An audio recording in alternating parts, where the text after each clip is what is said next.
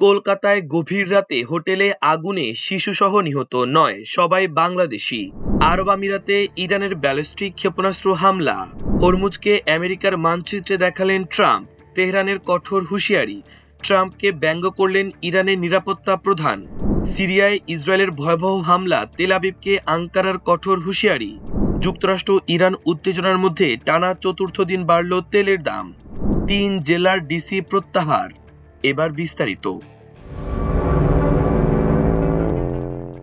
ভারতের পশ্চিমবঙ্গের রাজধানী কলকাতার নিউ মার্কেটের পার্শ্ববর্তী মির্জা গালিব স্টেটের একটি হোটেলে ভয়াবহ অগ্নিকাণ্ডের ঘটনা ঘটেছে।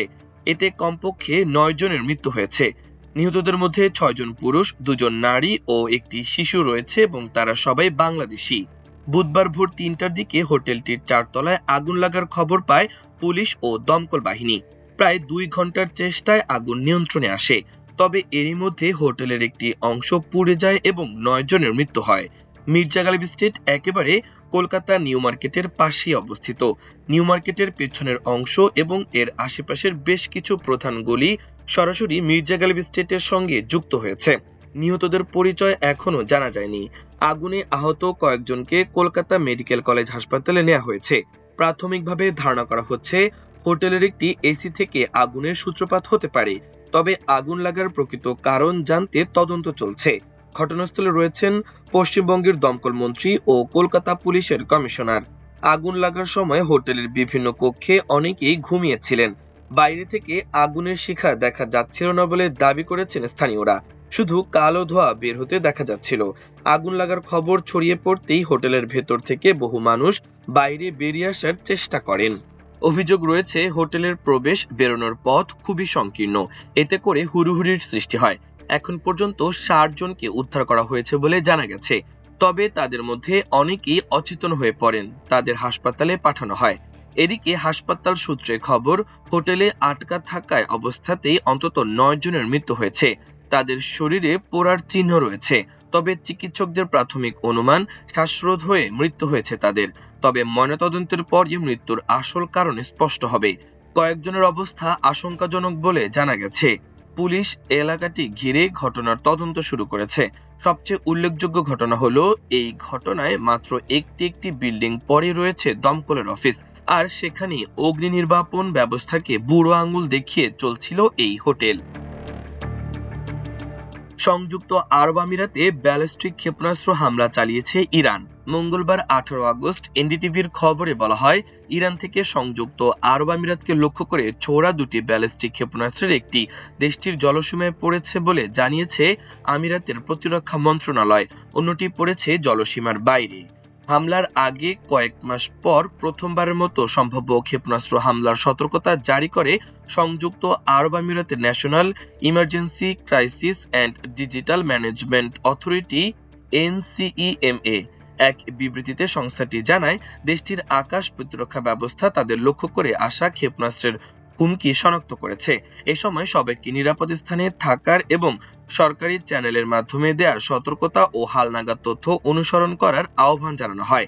একই সঙ্গে দেশটির স্বরাষ্ট্র মন্ত্রণালয়ও ফোনে সতর্কবার্তা পাঠায়।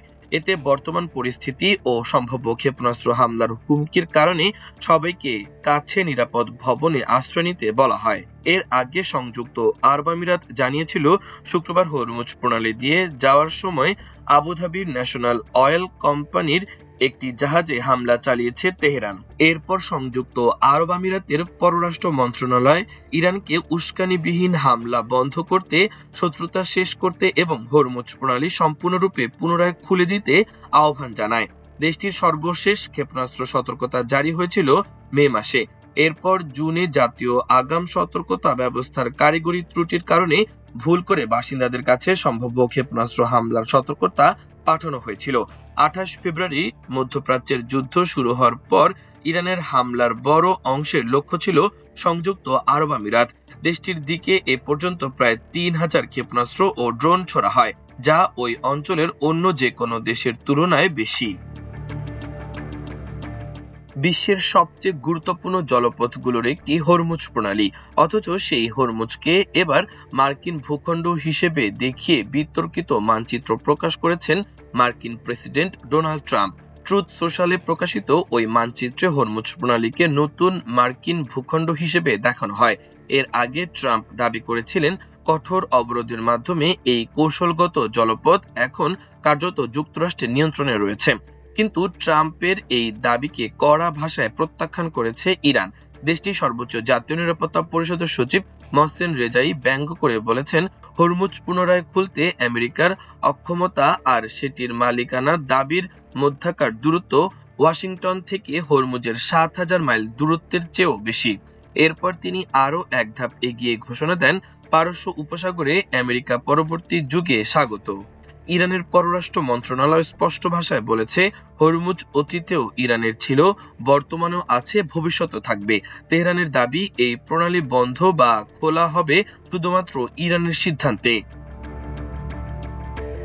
সিরিয়ার উত্তরাঞ্চলীয় ইদলিব প্রদেশে পরিত্যক্ত একটি সামরিক বিমানবন্দরে ইসরায়েলের ৮ দফা বিমান হামলাকে ঘিরে নতুন করে উত্তেজনা তৈরি হয়েছে। স্থানীয় সূত্রের বরাতে জানা গেছে, মঙ্গলবার ভোর প্রায় ৩টার দিকে আবু আল দুহুর সামরিক বিমানবন্দরে এসব হামলা চালানো হয়। সেখানে কোনো সামরিক সরঞ্জাম বা স্থাপনা ছিল কিনা কিংবা হামলার সুনির্দিষ্ট লক্ষ্য কি ছিল তা তাৎক্ষণিকভাবে স্পষ্ট হয়নি। বাশার আল আসাদ সরকারের পতনের পর এই বিমানবন্দরে এটি ইসরায়েলের প্রথম হামলা।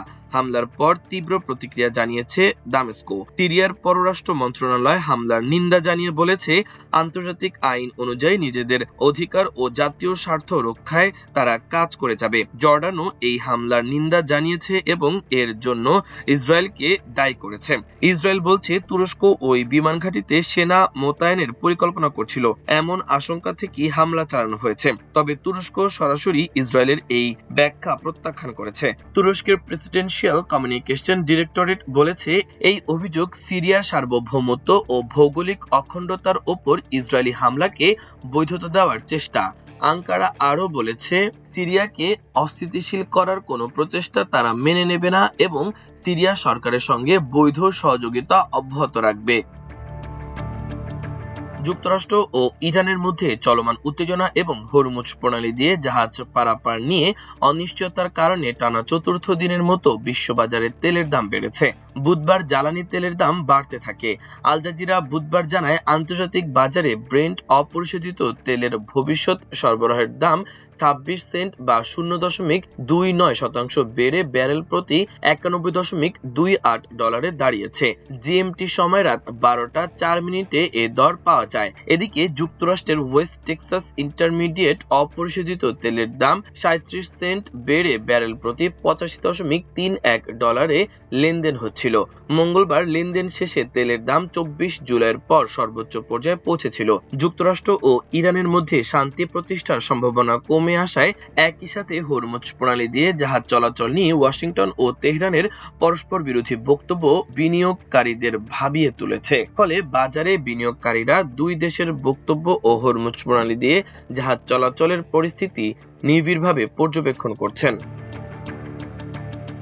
নাটোর, গাইবান্ধা ও রংপুর জেলা প্রশাসক অর্থাৎ ডিসি ও জেলা ম্যাজিস্ট্রেটকে নিজ নিজ পদ থেকে প্রত্যাহার করে জনপ্রশাসন মন্ত্রণালয়ে ন্যস্ত করা হয়েছে। পরবর্তী পদায়নের জন্য তাদের জনপ্রশাসন মন্ত্রণালয়ে সংযুক্ত করা হয়েছে। মঙ্গলবার জনপ্রশাসন মন্ত্রণালয় থেকে এ সংক্রান্ত একটি প্রজ্ঞাপন জারি করা হয়।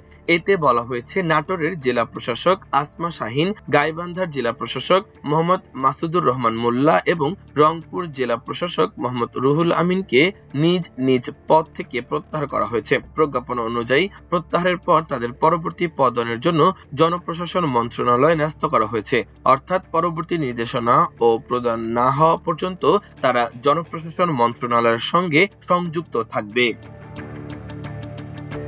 মাল্টিমিডিয়া ডেস্ক, আমার দেশ।